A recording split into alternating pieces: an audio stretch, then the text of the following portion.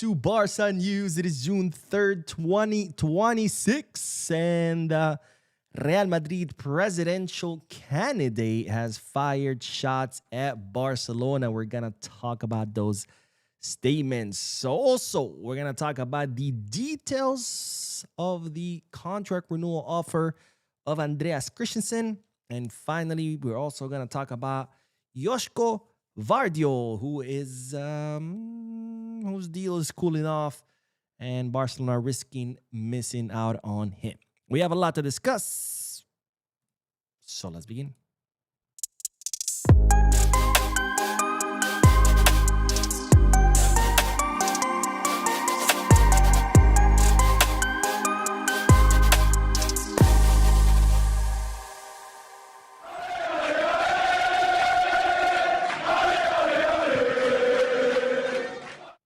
Hello everyone, welcome to the channel. My name is Mo. Welcome to the Barça News live podcast, which is on every Mondays, Wednesdays, and Fridays at around 7:30 p.m. Eastern Standard Time, where not only we discuss Barcelona news, but we also get to interact with you lovely people, my Barça News family, by reading your comments in the chat section live and reacting to them live. So start filling out the chat section with your questions, your concerns, anything you want to share with us. Drop it in the chat section so we can talk about it. I love podcast days. Podcast days are my favorite days.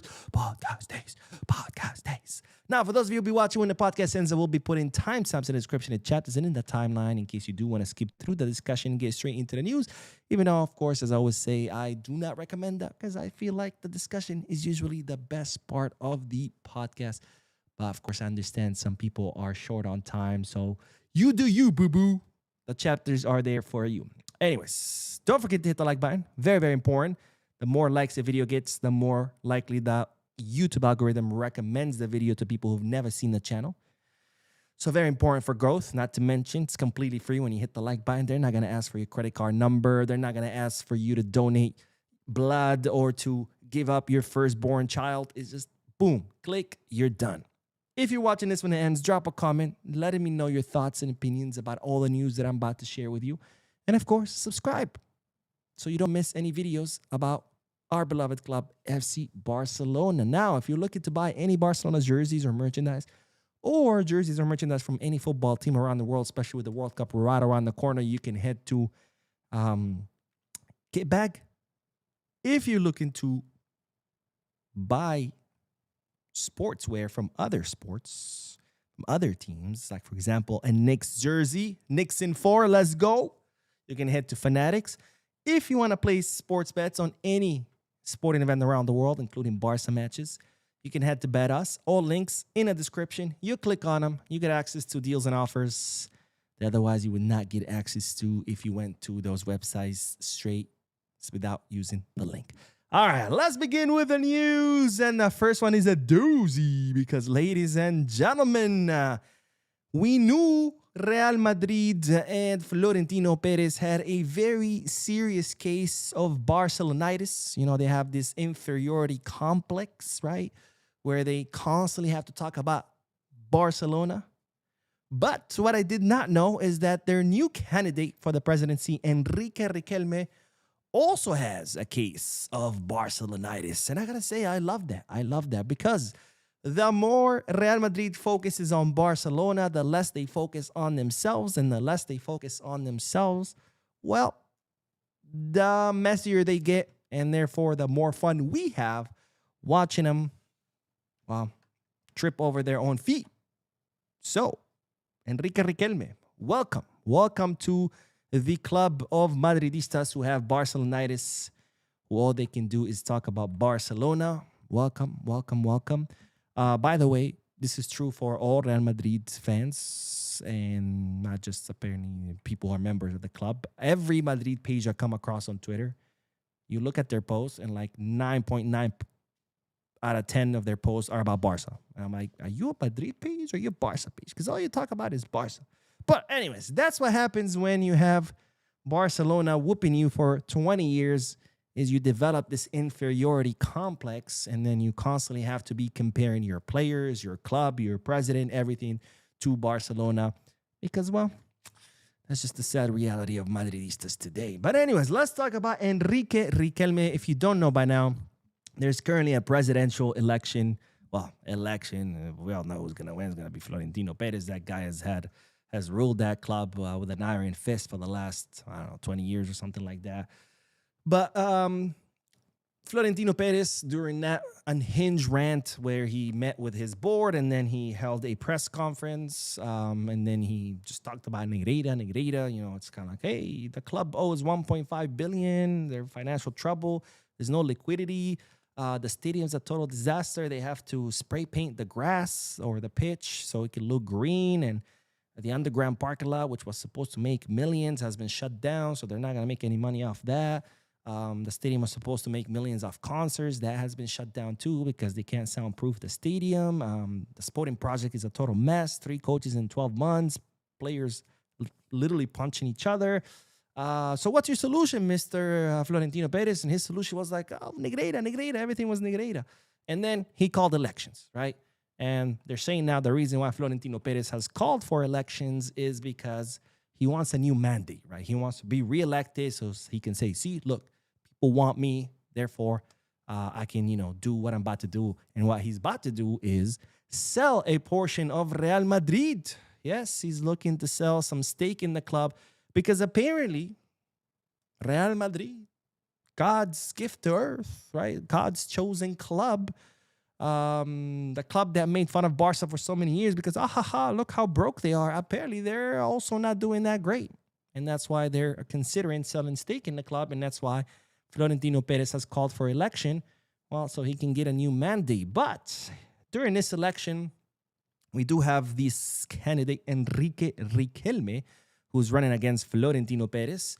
And, well, yesterday, he went on the famous podcast by Jordi Wild called The Wild Project, and he said the following, which was pretty interesting to me coming from a presidential candidate. But Enrique Riquelme said, I want to see Barcelona in the second division. I'd love that. I wouldn't have a problem with it, and it would make me happy. And that's not meant to be disrespectful. I'd also like to see Barcelona disappear. I wouldn't have a problem with that. So Enrique Riquelme wanting Barcelona to disappear or at least get relegated to second division. Now, that talk is a little bit crazy to me because the fact that a candidate for the presidency is saying that to me is crazy. And I'll tell you why in a little bit. Now, I understand when the masses say that, right? I've seen, since he said that, I've seen so many Madridistas on social media like, yeah, I wish that too. I've even seen people on the Barcelona side saying, yeah, I agree with him. I would want to see Madrid getting relegated or disappear. So, just to see the masses saying that, I understand that. After all, the masses are not that bright, right? But to see a candidate for the presidency saying that, that's a little bit alarming. And I'll tell you why. Because there's a universal truth out there that many people either do not understand, do not know, or they reject. And that universal truth is that Real Madrid needs Barcelona and Barcelona needs Real Madrid. That's a fact, whether you like it or not. And the fact that a candidate for the presidency of one of those two clubs doesn't understand that, well, that's concerning. Not for us Barca fans, but definitely for Real Madrid fans.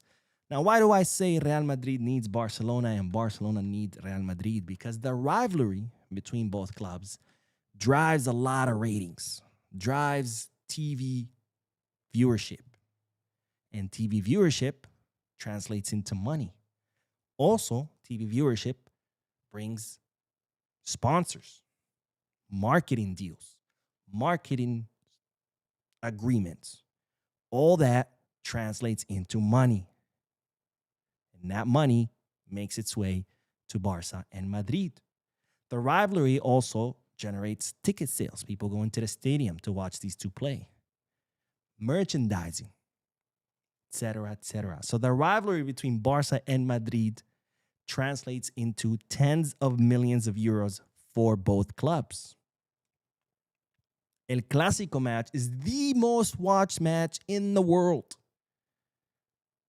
But does that mean? That means a lot of money for both clubs.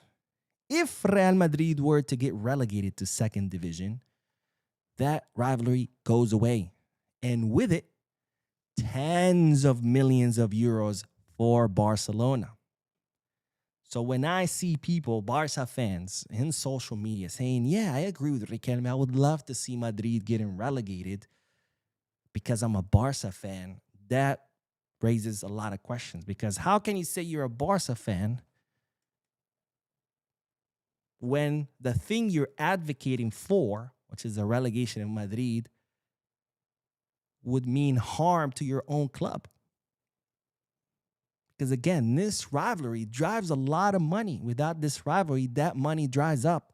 And without that money, we would be in deep trouble. No money, no club. Simple as that. Look at the league. Every year, they have hard time selling their TV rights to channels. Why? Because nobody wants to see PSG destroy their opponents every single season. No one wants to see that shit. But people tune in to watch La Liga because they want to see Barca versus Madrid. They want to see who's going to win the league. You take that away, and we're pretty much League 1. Who the fuck wants to see that? Nobody. Not even French people want to see that shit. Why is the Premier League the most watched league in the world? Because they have even more rivalry. They don't just have Barca and Madrid. They have 6 top teams, maybe 4. Chelsea and Tottenham have been absolute shit. But you see what I mean? Barca needs Madrid.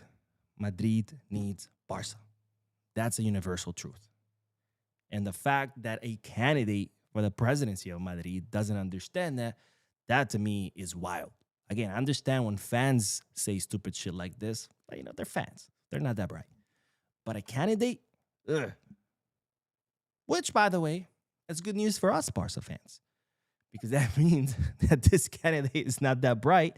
That means the pool of candidates is not that great for Madrid. So whoever wins, whether Florentino stays president or this guy wins, I guess we're in good hands. And I mean, I'm saying we're good hands because Madrid is not, and therefore, well, we're in for some fun. Now, of course, that might sound contradictory because I say Barca needs Madrid the same way Madrid needs Barca, but I don't want them relegated or to disappear. I just want them, to look stupid. It's fun. It's hilarious. Hey, look, their players are fighting. Hey, they're losing to us. Yeah, that's what I want. I don't want them to disappear. I don't want them to be relegated, but I do want them, to trip over their own D word because it's funny. It's hilarious. But anyways, let's continue because Enrique Riquelme had more to say. Of course he did. He said the following. The fact is, there have clearly been payments made to Negreira. Of course, Negreira. Negreira had to make an appearance in this interview by the referees, which have actually favored Barcelona and disadvantaged Real Madrid. Can you imagine that? The club that has most been favored by refs in the history of football, that's a fact, not an opinion, says that they've been disadvantaged. But anyways, the thing is, Barcelona as a club was on its knees, and Florentino Perez called for a strong Barca and helped them out. And now they have won 2 La Liga titles. I want a strong Real Madrid. I wouldn't have helped Barcelona. I would have gone all out on that Negreira issue. Now, in the second paragraph, if you guys don't know, in the early 2000s, Barcelona were struggling financially, and Florentino Perez, understanding the universal truth that a lot of fans fail to understand, that this idiot, Riquelme, fails to understand, is that Madrid needs Barca the same way Barca needs Madrid. Florentino Perez understood that. That, of course, is before he lost his faculties, and now he's just a crazy, unhinged old man.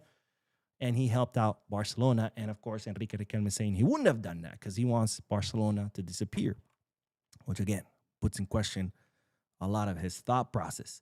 And, of course, the honor guest, Negreira. He had to mention Negreira, which, by the way, as I always say whenever Madrid mention Negreira, it actually makes me happy. Because, look, there's nothing to the Negreira case. We know it. They know it. Everybody knows it.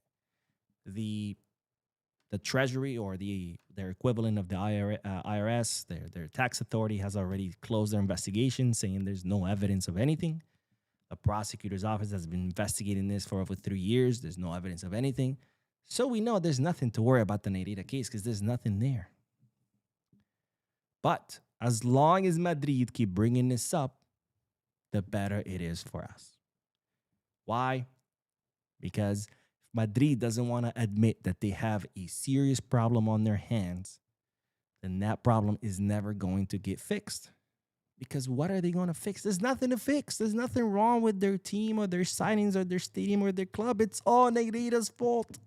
So if it's Negrita's fault and there's nothing you could do about it, then great for us, because they're never going to fix their problem. Because in order to fix a problem, you first have to admit you have one. Then you have to figure out a way to fix it, and then you have to apply that action. But if there's no problem, because the problem is Negrita, there's nothing they need to do, right? So fuck it. Stay on the same course. So I'm happy that Florentino's obsessed with Negrita, and I'm happy that this guy is obsessed with Negrita, because one of those two is going to be president. And whoever is president, well, they're going to put all their energy onto Negrita, which means they're not going to put their energy into fixing the circus, the shit show called Real Madrid. And that, to me, well, that's free entertainment, ladies and gentlemen. So we're in for a few good years. Let's enjoy them all together. This doesn't mean, again, that I would want Madrid to disappear or get relegated. I'm not as stupid as this guy, thank God. But anyways, that's what I had to say about this whole circus. Let's do some comments, and then we'll talk about Andreas Christensen, because we have more details about his contract renewal offer. And we got Raul, who says, hello, Mo. Finally, I catch up with you today. Paying 150 for Alvarez is far too much as far as I'm concerned. Thank you for keeping us updated for all legit Barca news. God bless you, and Bizca Barca. Thank you, my friend. God bless you. And yes, Bizca Barca, and 100% agree. I would not pay 150 mil. I would pay, like I said before, 90 million. That's Julian Alvarez's market value. And again, for those of you who said, whoa, Mo, they paid 95. Why would they accept 90? I explained the details. I went through the math. If you want to see it, watch the podcast from Monday. Is it in Monday's podcast? I did the math. They wouldn't be losing money. They would actually be making between 30 to 40 million euros if they accept 90 million. So if I was Barca, I would say, look, 90 million, you want it, take it. If not, buy. After all, it's Atletico Madrid, the ones that have the problem on their hand. The problem is they have a player who doesn't believe in their project. Why would he? It's a shit show. Led by a mediocre coach called Simeone. He's told them he wants to leave and wants to join Barca. They're the ones who have the problem. They have a player who wants to leave. Hey, Atletico, you have a problem. I'll take that problem off your hands. And in the process, you're going to make a lot of money. You want to? Great. No? Fuck you. You're the one with the problem. Bye. Sure, we need a number 9, but guess what? There's plenty of 9s out there. We have plenty of options out there. We can sign 9 somewhere else. They cannot get rid of Julian Alvarez to somewhere else because he doesn't want to go somewhere else. He only wants to go to Barca. So that's what I would do. But as we've seen in the past, unfortunately, Deco is not the best of negotiators. Barca Mama! What up, Barca Mama? Says Barca News, my favorite escape from the real world. Well, I'm glad I can help with that. Hopefully everything is well. Hopefully the issue you told me through Discord has improved. But yeah, thank you for tuning in, Barca Mama, as always, supporting the channel. And David Blandon says, Mo, could you clarify if Gordon's fee is spread out over 5 years? Does that full 80 million come out of this year transfer war chest, or only 16 million? So when you pay, obviously you pay, depending on the deal, obviously you can agree to installments, but if you agree to pay cash, obviously you pay all in cash. That's different than amortization. Amortization is spread out. So if you pay 80 million over 5 years, if you pay 80 million for the player and the contract is 5 years long, even though you paid that 80 million cash, in your financial fair play calculations, it counts as 80 divided by 5, which is, 16 million per year. So your cost of that player is 16 million per year amortization rate plus their salary. So let's say their salary is 10 million. So that player is costing you 26 million every year. 10 million for the salary plus 16 million for the transfer fee, which is the transfer fee divided by the 5 years. So that calculation for the financial fair play is different than the actual payment, right? If you pay all at once or whether you pay in installments, the amortization rate stays the same. It's the amount you pay divided by the years you signed the player for. That's the amortization rate. Again, different than what it's paid. My understanding is that the 80 million we paid, it was all at once. So yeah, it would affect the war chest for the summer.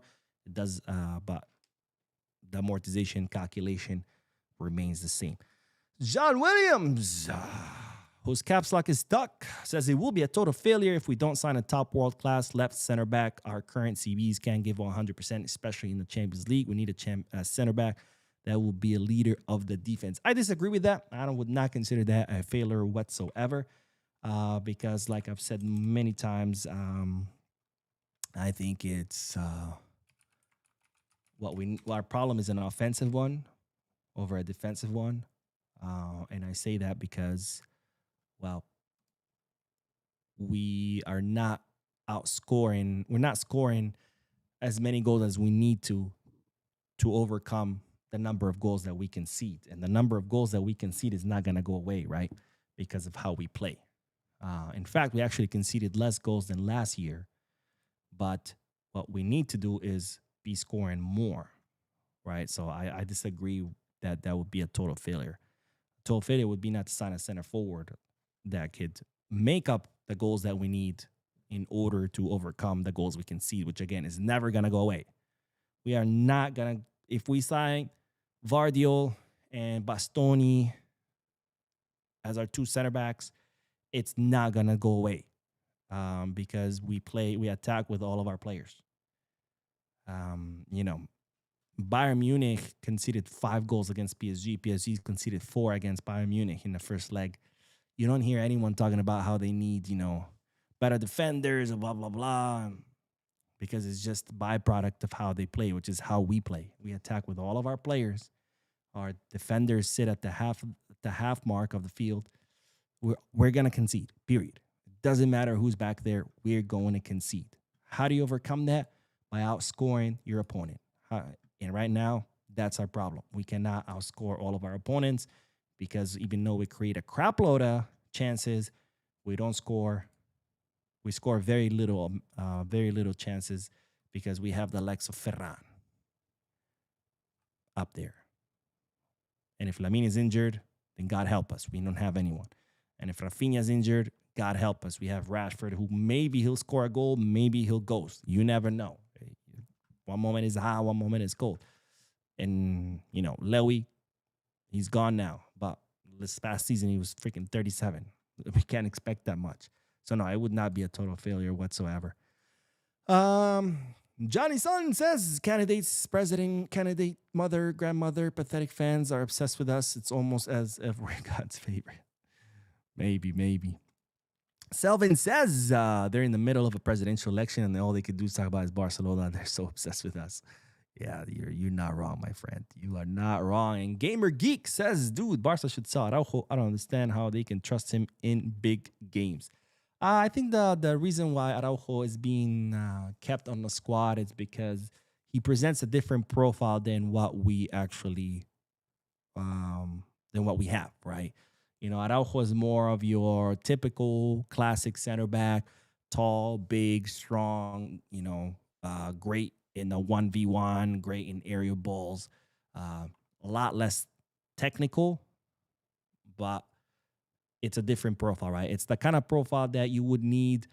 Okay, you're up, and it's the last 15 minutes, 20 minutes, and the other team is going full attack, and you just need to hold on to the lead. You bring someone like Araujo, someone to inject some raw muscle in there, right? That's why Barcelona are keeping Araujo. Would I start him? No. I think this is kind of like in the attack, the equivalent of that in the attack would be kind of like when we had Luke de Jong. You guys remember Luke de Jong? Not someone you would start, but someone to have on the bench to when you need that last-minute goal, you bring him in, boom, and he gives you a goal off a corner kick or something or a header, right? That's kind of like the equivalent in the attack. That's what Araujo is in the defense. Would you start him? No. But that's like that strong physical profile that, hey, I need to hold on to this lead this last 10, 15 minutes. You bring in Araujo, and he's going to defend his ass off. So that's why Barcelona are keeping him. Let's see. Nick says, I understand if Juan Roman Riquelme is obsessed with Barca, but not this Riquelme. Yeah, I agree, my friend. What else? And David says, I agree with you. Well, thank you, my friend. What are we talking about? I'm guessing what we were saying about Madrid. I don't know. Anyways, I think so. I hope so. I don't know. The Rebel Pilot says, did you hear that Barca links for Andrea Cambiaso? Bro, I've been talking about that for a month. But yeah. Anyways, let's move on to the next bit of news because we do have to talk about Andreas Christensen because we do have more details now about the contract renewal offer that Barcelona have made to the Danish defender. Now, as you know by now, Christensen's contract expires at the end of this month, June 30th. He will become a free agent. Barcelona decided for some reason or another that they wanted to offer him a contract renewal. Well, actually, we do know what the reason is. Laporta is kind of wants to reward Christensen because he arrived as a free agent, during a difficult time. So he wants to repay him. He doesn't want to leave him hanging. Now that he's been injured for 2 seasons, he doesn't want to just, leave him without a contract. So it's stupid. Simple as that. It's stupid. You got a player who hasn't played in 2 years due to injuries, and your solution to that is let's give him a new contract. In what world does that make any sense? I don't know. I thought we're a football club, not a charity. But anyways, that's where we at. Barcelona sent, of course, Christensen the contract renewal offer. It's been on the table for months. He tried to negotiate a higher contract, but Barcelona told him, look, this is what we're offering. You either take it or leave it. It's looking like most likely he will accept it, and he will be staying at the club for 2 more seasons because that's how long the contract renewal offer is for. Now, the new contract offers Christensen a 5 million euro gross salary. I say gross because once you pay taxes, it's half. It's 2.5 million net, right? 5 million gross. How much did Christensen used to make? He used to make 12 million gross, so 6 million net. So it's pretty much less than half of what he used to make. However, there are variables in that contract or bonuses where the more Christensen plays, the more he could end up making. If he plays more than 60% of all matches next season, he could end up making another extra 3 to 4 million euros. So instead of 5, he could end up making between 8 to 9 million if he ends up playing 60% more. Now, this was, of course, a measure done by Barcelona to guarantee that Christensen only makes money if he stays healthy. I mean, he is going to make money, but makes more is if he makes healthy. Now, some people say, I've seen people praise this like, oh, wow, good job, Deco, put in this. But honestly, I don't see this as a good job. A good job would have been to say, thank you, Christensen. Have a nice life.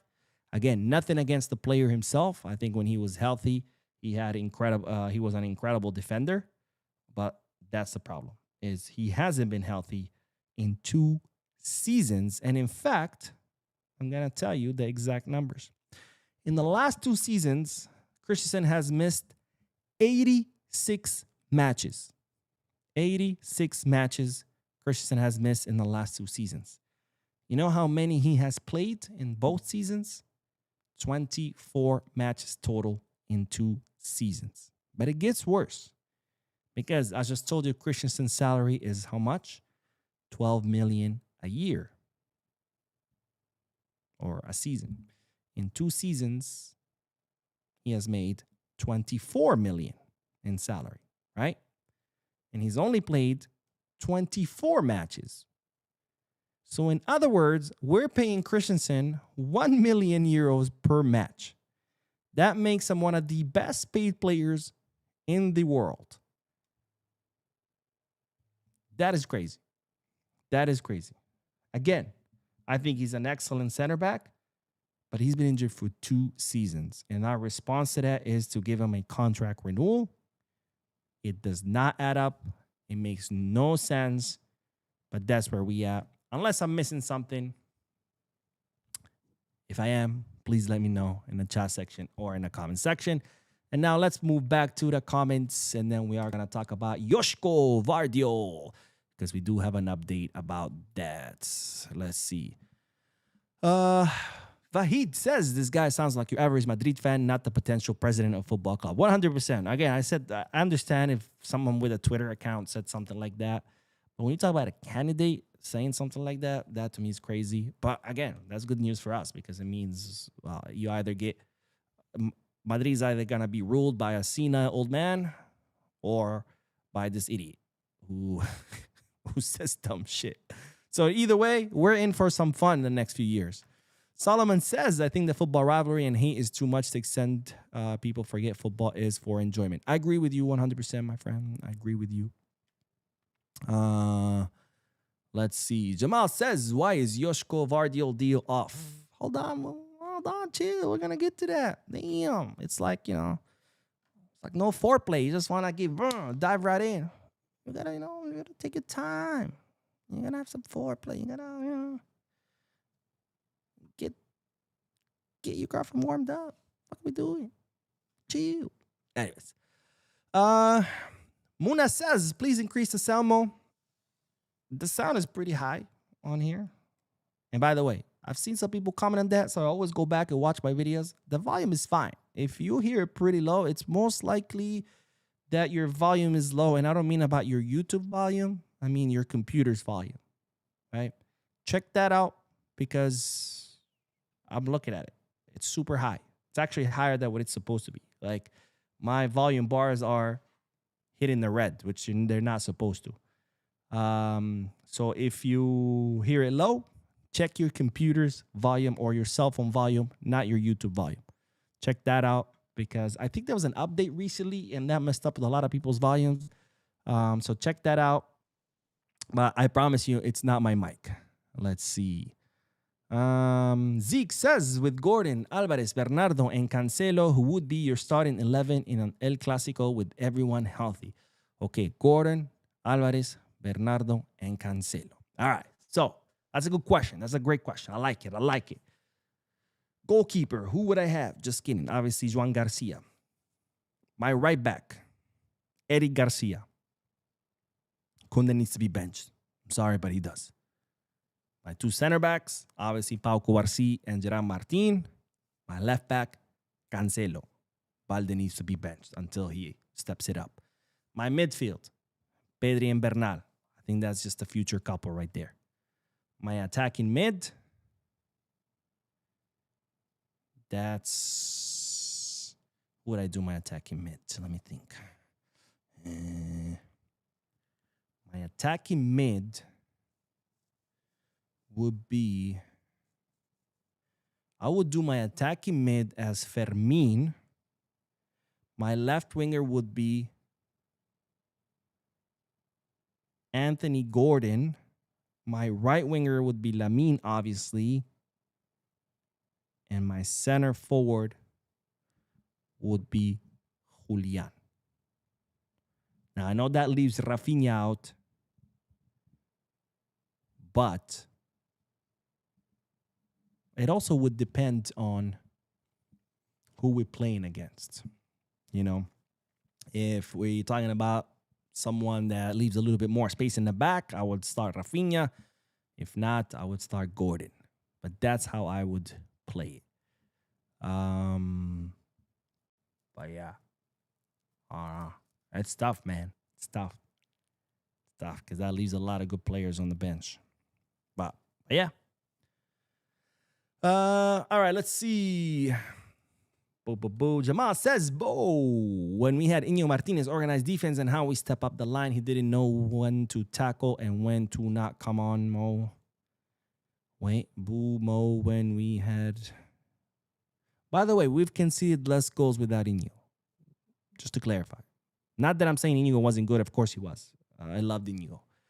But for people who make it out to be that all of a sudden we're conceding goals because Iñigo's gone, we conceded more goals with Iñigo here. Not because he sucked or anything, because conceding goals is a byproduct of how we play. I don't know how many times I'm going to say that.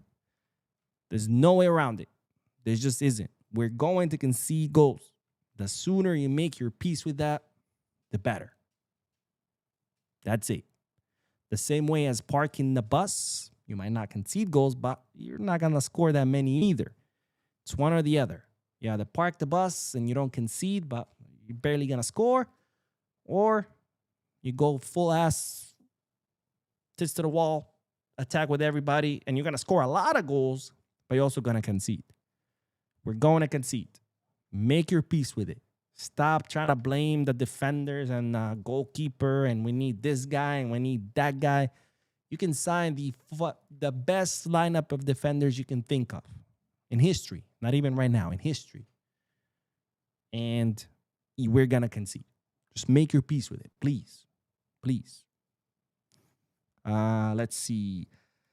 As he says, yes, I remember Araujo, how he helped Inter Milan last year coming from bench. Barca led 3-2 after he is the one who helped Inter to score for 3-3 and for 4-3. Nah, he wasn't responsible for one of those goals. He wasn't responsible for all of them. But, you know, people like to nitpick. I mean, look, would I prefer to sell Araujo? I would. But to blame Araujo for the Inter Milan fiasco, come on, that's a stretch. He was responsible for one goal. Inter ended up scoring 4. How do you justify the other 3? Was it also Araujo's fault? No. So one thing is that you don't like a player. Another thing is just to start making shit up to blame him for everything. Let's see what else. Bajit says, Mo, your audio output is kind of low compared to other YouTube channels. As soon as you live ended, I have to turn down my volume, move into another YouTube channel. Again, I don't know what that's about. My volume is pretty high on my broadcaster duo. And again, I've watched my channel on my computer, and it's actually a little high for me. But so I don't know. I don't know what to tell you. But best in the game says apparently Gordon is more like Rafinha in playing style. He isn't better than Rafinha. He's in beating his man or crossing better. He's clearly like an alternative to Rafinha, in my opinion. He is a very similar profile. He's not like too much of a dribbler, but he's definitely someone that presses a lot, speed, shot. But I do think he has a little bit better technique than Rafinha. But we'll see. That's the thing. That's the beauty. We're going to have both of them. And they're both going to compete for that position. So we'll see. We'll see. This is what sports is all about, right? Competing, and may the best win. All right. Let's get back to the news, because we do have to talk about another defender, not Christensen, but instead Josko Gvardiol, the 24-year-old Croatian center back currently at Manchester City with a contract until 2028, meaning, well, that he's nearing the end of the contract. And as you know, when players near the end of the contract, a lot of times they look to move. And in fact, as I told you in a previous video, Josko Gvardiol actually offered himself to Barcelona recently through his agent, which of course is awesome because Barcelona value Josko Gvardiol very highly. Why wouldn't they? I think he's one of the best center backs in the world.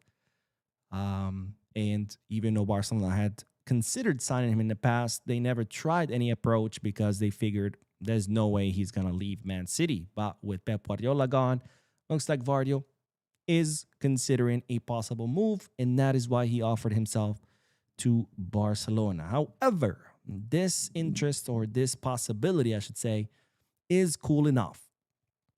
And I tell you why. Well, it looks like Man City has launched an offensive to try to extend the contract of Gvardiol. Of course, why wouldn't they? He's an incredible center back, and he's done a wonderful job for them. So the talks have begun between the player and Man City to renew him. And they're also talking about Mourinho wants Madrid to sign Gvardiol. I guess they want to strengthen their defense, even though that's not the problem. I mean, they already signed Dumfries and what's the other guy? Konate. I don't know what's going on. I don't think anyone has told them that their problem is the midfield, but whatever. The more they sign and the more their signings failed, again, the more fun it is for us. But even though Madrid interested in him, it looks like if he doesn't come to Barca, it would be most likely that he's going to stay at Man City. Now, what is Barcelona's position? Again, they value Gvardiol very, very highly. But of course, the priority right now is not the center back position. The priority right now is the attack. We've signed the left winger, Anthony Gordon. Right now, Barcelona are focused on signing a center forward. And once that's done, they could consider signing someone for the defense because, of course, Flick told Deco, my number one priority right now is the center forward. I need someone that can score goals.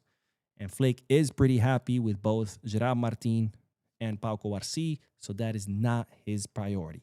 His priority is the center forward. Once that's secured, we can talk about a possible center back. But of course, Man City are moving quickly, so there's a most likely, looks like Gvardiol is going to stay at Man City and that Barcelona will miss out on this signing, which of course will be a shame. But again, right now, we have an offensive problem. We need to replace Lewy, who used to guarantee you at least 30 goals per season.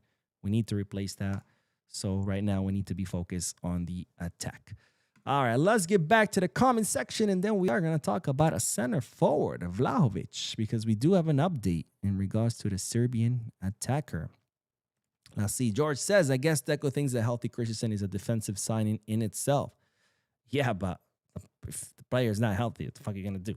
You know?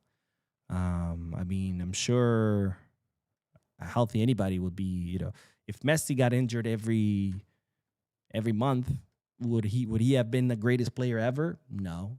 He would have still been the same player, same talent, same quality, same everything. But if you can't even play because of injuries, who cares about your quality if we can't see it? If you have an amazing car, but it doesn't have an engine, you have a Ferrari without an engine, then what's the point of having the Ferrari? But anyways, Edward says, Bo, maybe off point, but has anyone seen the World Cup tickets? Talk about no riffraff. The stadiums will be sold out, but money, money, money. Man, I got to say, this World Cup has been incredibly disappointing. The pricing is like straight up theft. I mean, the prices of tickets, you know, I've seen matches where the cheapest ticket is $3,000, and that's like all the way at the top. Yeah, you might as well be sitting on the roof of the stadium. And that's not just the tickets. Everything else has been like super expensive. And like, for example, here in New York, they're trying to charge $120 for a train ride to the stadium, a ride that usually costs like $7 or $8. I mean, the whole thing has been a shit show. I mean, it's been very, very disappointing. But I saw this coming from a mile ago. I mean, look, in the U.S., unfortunately, there's a lot of greed, a lot of greed. It's like a hyper-capitalist country where everything needs to cost 1,000 times more than what it really should be. You know, if I make a product for $1, I need to sell it for 1,000. You know, it's like you can still sell it for 100 and make a shitload of money. No, I gotta sell it for 1,000. I gotta make as much money as I can, right? And that's why here, when you try to watch sports, NBA, NFL, hockey, tickets are always hundreds of dollars, if not thousands of dollars. So when they're like, we're gonna bring the World Cup here, I was like, prepare yourselves, because, you know, American greed knows no bounds. And lo and behold, that's exactly what happened. Tickets through the roof, and everything else around it is going to be through the roof. And by the way, when you go to the stadium, I can't even imagine what the drinks are going to cost inside. I mean, it's already like the other day I went to watch a Yankee game. I bought 2 beers. It was $50 for 2 beers. Fucking nuts. So I can't even imagine what it's going to be, the World Cup. It's just a total shit show. But, you know, fortunately, that's what FIFA is doing to the sport. It's just ruining the sport, making it, you know, just the money grab, as opposed to what it has always been, which is a sport for the masses, right? Not for the elite. It's sad, but that's the direction of the sport is going. I truly hope this World Cup fails, as horrible as that might sound, but I'm afraid that if it doesn't, then FIFA will know I could get away with this, and they're going to continue doing that. But unfortunately, what I've seen is people complaining and they're still paying the price. And I'm like, well, you can't complain because you're part of the problem. You know, FIFA get charged whatever they want. But if there's no one to buy or pay that price, then they're gonna learn, okay, I can't do that. But if they charge whatever the hell they want and you're there paying for it, then what message are you sending to FIFA? The message is clear. I can get away with this shit. And I can do it again and again and again because no matter how many people complain, they're still gonna pay it. So for people who are complaining and buying the tickets, stop. Stop complaining. You are part of the problem. So fuck this World Cup. Fuck FIFA. Very disappointed of what they're doing to the sport. And yeah, and that's that. End of my rant. But anyways, let's see what else. Emmerich says Alvarez is gonna an albatross around that neck. Huh? Alvarez is gonna an albatross around out neck. Huh? I have such a bad feeling about this move. Moreover, Alvarez had his deaf mute thing going on where he won't stand for himself. That bothers me so much. They shouldn't.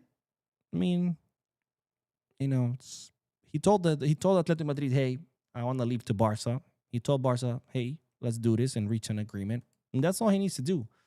I don't think, if he wants to make a press conference and announce it, great. But I don't think players should be obligated to do that. I mean, he's telling the parties involved of his intention. He's telling Atletico he wants to leave and Barca that he wants to join. That's what else do you need, right? I don't think that players should be announce every move that they make. Vahid says Barcelona's best defensive signing right now is attackers who can press. That's just how Flick's system work. It's all about intensity, not giving the opposition a second to breathe. 100%, my friend. I agree. Not only our offensive problem is not only that we need players who can score goals so we can outscore our opponents and score more than what we're conceding, but we also, by signing attackers who can press, well, you're going to concede less, right? Because the way we play, if your attackers or front players are not pressing, you're going to get exposed. Again, it doesn't matter who's back there. People are like, oh, it's Inigo. Oh, we need Bastoni. Oh, we need this. Doesn't matter. Doesn't matter who you have back there. If your attackers don't press, you're going to get exposed, period. So by bringing quality attackers who can score and press, you're hitting two birds with one stone. On one hand, you're going to concede less. You're still going to concede. Make your peace with it. But you're going to concede less. And you're going to score more. And if you're scoring more and conceding less, that means more matches won. More matches won means trophies. But make your peace with conceding. Please, I beg you. I beg you. I'm begging you, man. Come on. Don't make me beg. Seymour says that's why NBA, MLB, etc. 7 games final greed. Oh, yeah, 100%. Again, another, it's just like the greed here is insane, And yeah, you're right. It's like, for those of you, by the way, who don't know what we're talking about, who don't live in the U.S. or don't watch U.S. American sports, there's no finals here. There's best out of 7, right? The NBA, the NFL has one final, obviously the Super Bowl. But baseball, hockey, basketball, it's the 2 teams that make it to the final, they have to win best out of 7. And a lot of times they go all the way to 7. They play 7 matches, 7 finals. Talk about greed, because you're 7xing the profit of one final. So yeah, of course, I'm not surprised that they brought the World Cup here and all of a sudden the tickets are insane because the greed is insane. But hey, as long as there's people who are willing to pay those prices, they're going to keep getting away with it. But until people learn to say no, and I'm seeing people getting into debt, man, putting it on credit cards and installment plans, selling stuff to buy these. It's like, what are you doing? What are you doing, man? Financial literacy in this country is all-time low, and you see it in people's decisions. Like, what are you doing, man? But anyways, I don't want to keep talking about the World Cup. It makes me angry. But let's look at the donation. Thank you so much, my friend. Thank you for supporting the channel. But Sanjuk says, honestly, as more and more time passes, that 70 million on Gordon looks like a mistake, especially if Madrid manages to sign Haaland. That break my heart. I don't see Madrid signing Haaland because I don't see Haaland going to Madrid for as long as Mbappe is there. But if they do sign Haaland, which again, I don't remember, they have a big liquidity problem right now, right? So I just don't see him being able to splash whatever Man City is gonna want for Haaland, which is gonna be a lot of money, right?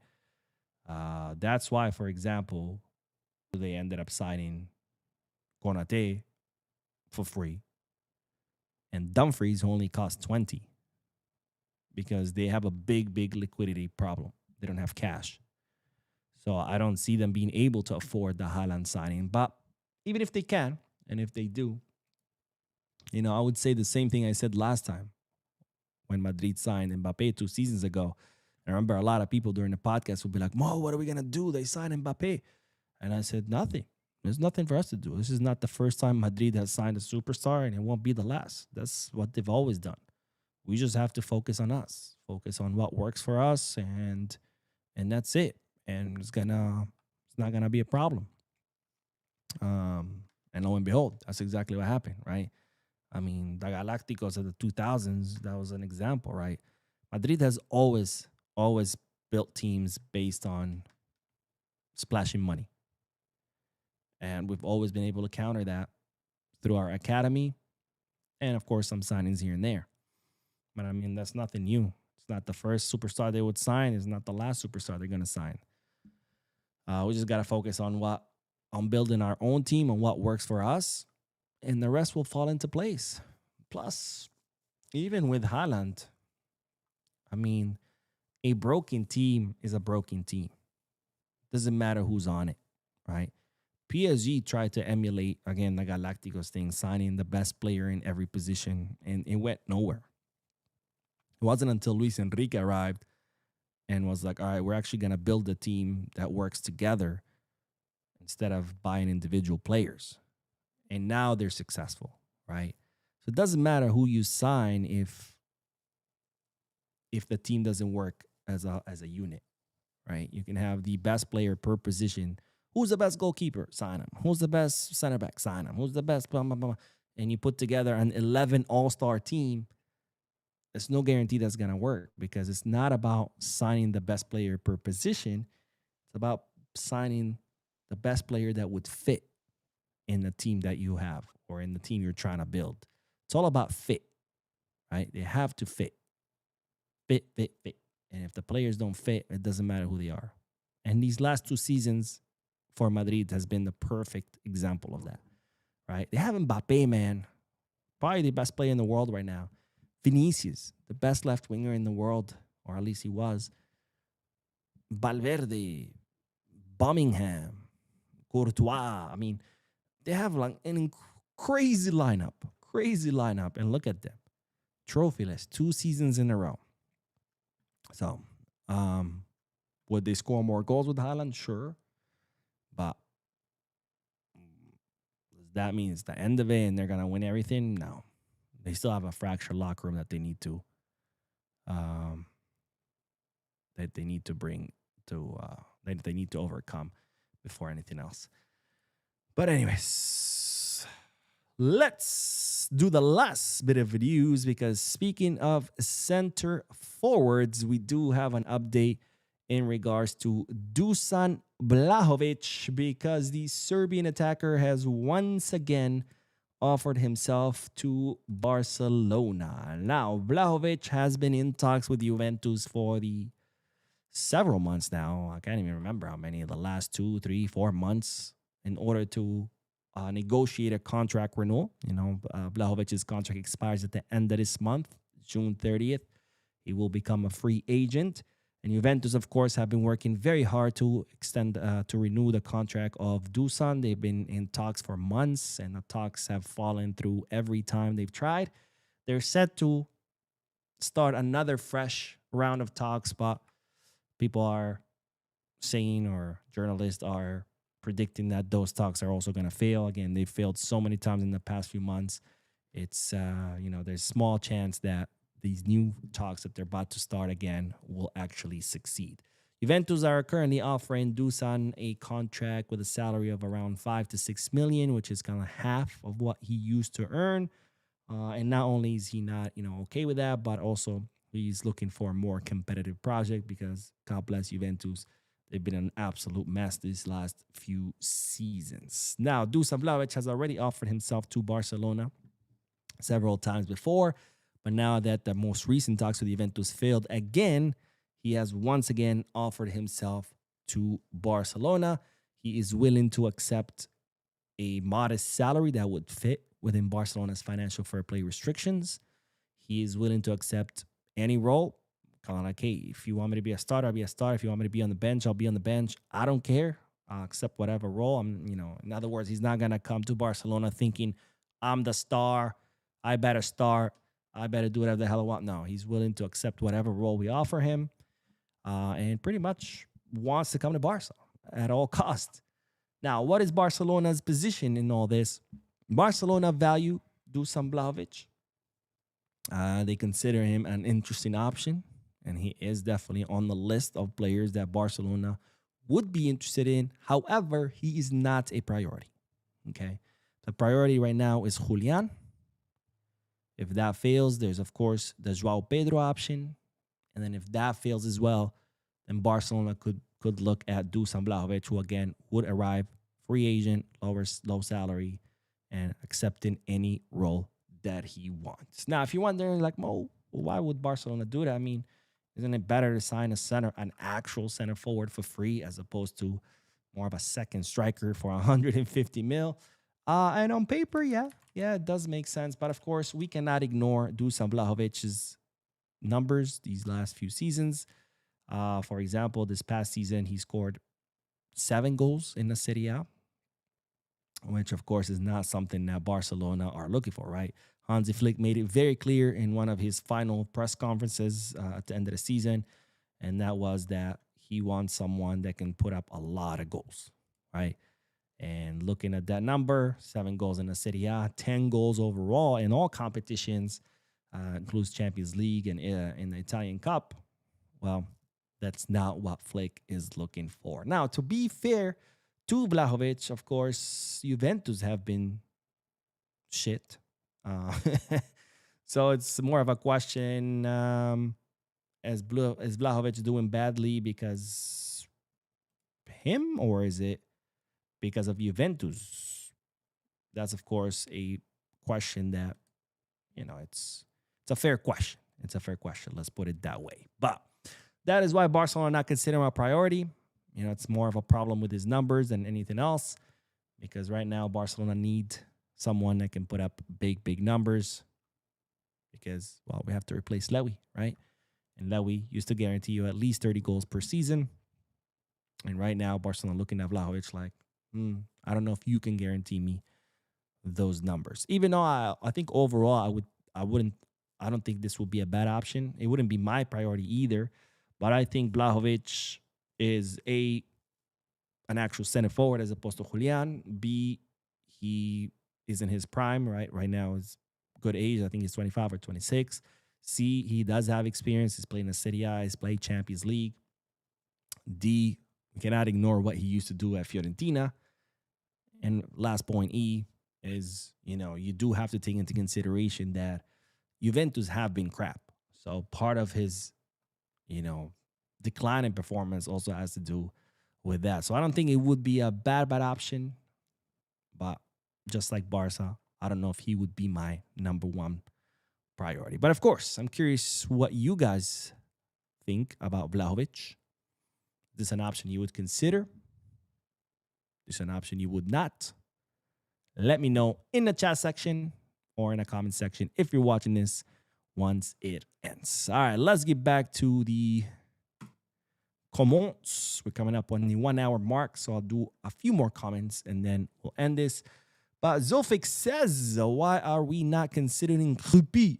Because we talked about it in previous videos. But pretty much, is it Bournemouth where he plays? Yeah. They're saying he's not for sale, and they would want at least 90 million if they were to consider selling him. So that's why. Which of course it doesn't make sense, even though he's a very incredibly promising player. He's not there yet where you could be allowing yourself to spend that kind of money. Let's see. And Zeke says, Mo, I'm so worried about Spain in the World Cup, considering the number of best Barca players in the team. I hope they don't get overplayed or get injured. My friend, it's the World Cup. It is the World Cup. Any player is going to go all out, and rightfully so. I mean, it's the World Cup. It happens every 4 years. So the good thing is it is a pretty short tournament. So the chances of getting overplayed is not the same as, you're going to get overplayed over what, 7, 8 matches, as opposed to, being overplayed over an entire season of a league, right? So you best believe they're all going to play. All the stars, they're going to play. They're going to play. There's no way around. It's the freaking World Cup. What do you expect? For De La Fuente to play his subs? That's not going to happen. So they're going to play, and that's it. Best in the game says, yo, honestly, truly, your volume is so low, and ad just pop up and it was loud as fuck. I didn't realize my volume was high because your voice volume is low all the while. Again, I don't know what you guys talking about. I always watch my videos again to see, and my volume is always fine. So I don't know. I don't know if it's a settings problem. But like I said, here my volume is all the way up here on my Rodecaster Duo. And again, I've watched my videos on my cell phone. I've watched my videos on YouTube. So I don't know. I don't know if it's a settings issue. I don't know what to tell you. I really don't. Let's see. Zeke says Real Madrid already did that during the Galacticos with David Beckham, Zidane, Ronaldo Nazario, Luis Figo, Roberto Carlos, Raúl, etc. And still lost to us. We actually won the title back-to-back. Yeah, exactly. Again, it's like, even if they do sign Haaland, even though I don't see Haaland going there, I mean, it's not going to be the first time that they put together a crazy team. They've done it in the past. All we got to do is just worry about ourselves and compete. That's it. Let's see. The Rebel Pilot says, who in their right mind would spend anything above $800 to watch a match like Saudi Arabia versus Cape Verde? That's another thing that disappointed me a little bit of this World Cup. It is like, and with all due respect, I don't want to offend anyone, but do we really want to see Cape Verde in the World Cup? Do we really want to see Curacao in the World Cup? It's like, I mean, it's amazing for them. First time qualifying to the World Cup. They must feel amazing, and for their, for their athletes and their citizens. But I mean, the whole thing about the World Cup was that the best of the best made it to it. And then you open it up to more teams, and it's like all you're doing is bringing down the quality, right? I mean, the Champions League is for the best in Europe, and even though they did increase the number, it's people want to see it because they want to see the best of the best going against each other, right? And even in the Champions League, with them increasing numbers, it allowed some clubs that you're like, what are they doing here, right? And it's like the idea is not to just make it, to where everybody can qualify, because that's not the point. I think if anything, if we want to develop football in other parts of the world, it's going to have to be more about helping them build infrastructure and investing into that infrastructure, as opposed to just like, let's open it up to everybody. Then what's the point? If everybody's welcome, if everybody gets, a participation trophy, then the whole thing just loses its value, And also you reach a point where are we overflowing people with too much football, right? Because too much of something is bad, of anything. And now you're talking about more matches, more teams, more tournaments that keep popping up, like nation leagues. Like, what the fuck wants to watch that? And it's like you get to a point where there's too much football. And it's like, and I love football. I love watching football, but it does reach a point where like too much is too much. And they keep just adding tournaments, and they keep adding teams, and they keep adding numbers, and it's all just a money grab, right? More teams means more matches is more money. But at some point, you start getting to a point where people get overloaded and they don't want to watch that much. And if they're not watching, then there's no money. So by trying to make more money, you're risking actually making less. But, that's just greed. Greed, greed, greed, greed, greed. As I'm looking at my Panini stickers right here. I got Trincao in my latest batch. I already have Messi and Penaldo. Oh, look. I got who's sitting here on my desk. Ta-da! Rooney Bardaghji. Poor guy. He's included in the Panini album, but he's not actually going. Oh, Rooney. Rooney. Who's this guy? We don't care about this guy. Anyways. Wait, is there anything else interesting on my desk right now? These are just like loose stickers that I have yet to put in my Panini album. We got Haiti. Who's not excited to see Haiti in the World Cup? Whoop, whoop. Let's fucking go. Anyways. All right, let's do one more comment before I get more distracted with these stickers. By the way, who's doing a Panini album? Anybody? Let me know. Let me know. Let's see. Let's do one more comment.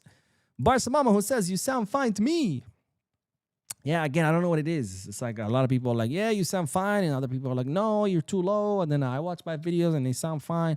I don't know what it is. But it's definitely not coming from my roadcaster because I have it pretty high up. So I don't know. I really don't. Anyways, that is all, ladies and gentlemen. Thank you so much for tuning in. Thank you. I will be uploading another video shortly because, believe it or not, there is more news. Of course, there is. It's the summer transfer market. There's more we need to talk about. And if I talked about all of it in the podcast, this podcast would be 5 hours long. And I don't want to torture any of you like that. So stay tuned to the channel for the next video. Don't forget to hit the like button, subscribe to the channel, drop a comment, and as always, Biscars.